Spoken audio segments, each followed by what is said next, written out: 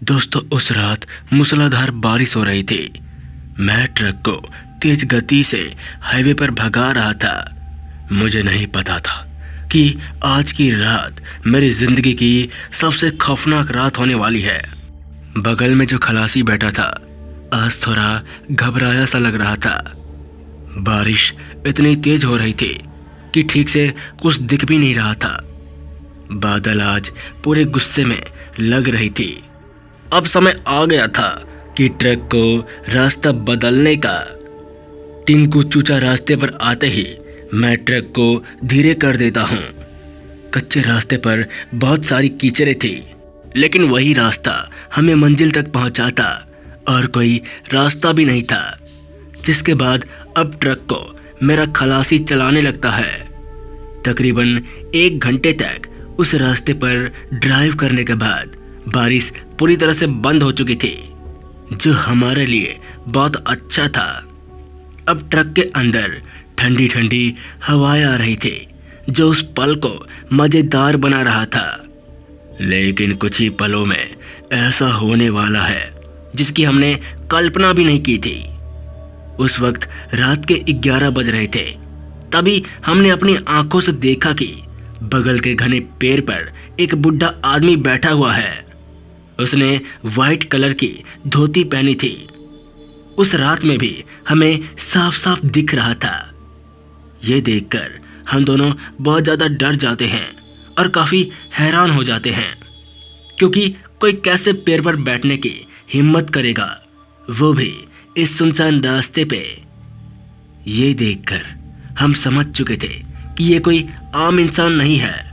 जिसके बाद हम चुपचाप वहां से निकल जाते हैं। ट्रक की आवाज़ उस रास्ते पर जोर जोर से गूंज रही थी। तभी हमारे बगल से एक कार गुजरती है, जिसे देखकर हमें बहुत अच्छा महसूस होता है और हमारा डर कम हो जाता है। अभी ट्रक 4 से 5 किलोमीटर आगे गई ही थी कि तभी हमें सामने फिर से वही बुढ़ा आदमी रास्ते को क्रॉस करता हुआ नजर आता है। अब हम समझ चुके थे कि खतरा हमारे आसपास है और हमें सतर्क होना होगा, नहीं तो हमारे साथ कुछ भी हो सकता है।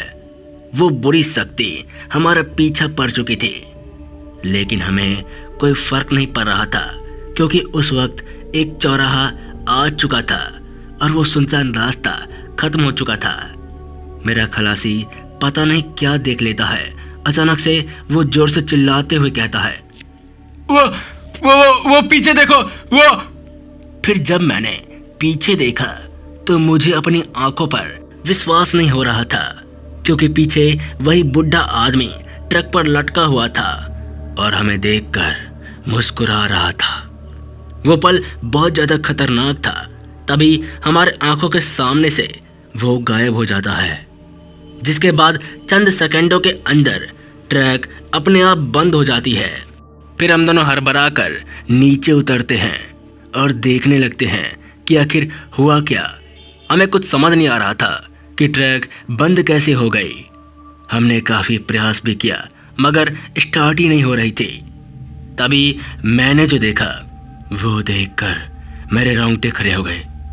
दरअसल ट्रक की कांच पर लिखा हुआ था, आज बच गए, लेकिन वो खून से लिखा हुआ था। हम दोनों अभी नीचे खड़े ही थे कि ट्रक अपने आप ही स्टार्ट हो गई, जिसके बाद हमने अवसर पाकर ट्रक को भगाना शुरू कर दिया। उस समय सामान से ज़्यादा हमें अपनी जान की चिंता थी, इसलिए हम ट्रक को बहुत तेज गति से भगा रहे थे, क्योंकि हम जल्दी सुरक्षित स्थान पर पहुंचना चाहते थे जहां लोगों का चहल पहल हो। ये घटना ट्रक ड्राइवर को शोभा नहीं देता, मगर हमारे साथ उस रात बहुत भयानक हुआ था, जिसकी हम कल्पना भी नहीं कर सकते। फिर उस रात कैसे भी करके हम लोग एक ढाबे पर पहुंचे। वहां पहुंचकर हमने खाना खाया और डर को कम किया, जिसके बाद हम लोग वहां से बिल्लू ताऊ जी के पास पहुंच गए, जो हमारे चाचा के दोस्त थे और वहीं रहते थे। तो दोस्तों, इस कहानी में बस इतना ही। अच्छी बात तो ये थी कि उस रात हमारी जान बच गई। और क्या चाहिए। जय श्री राम।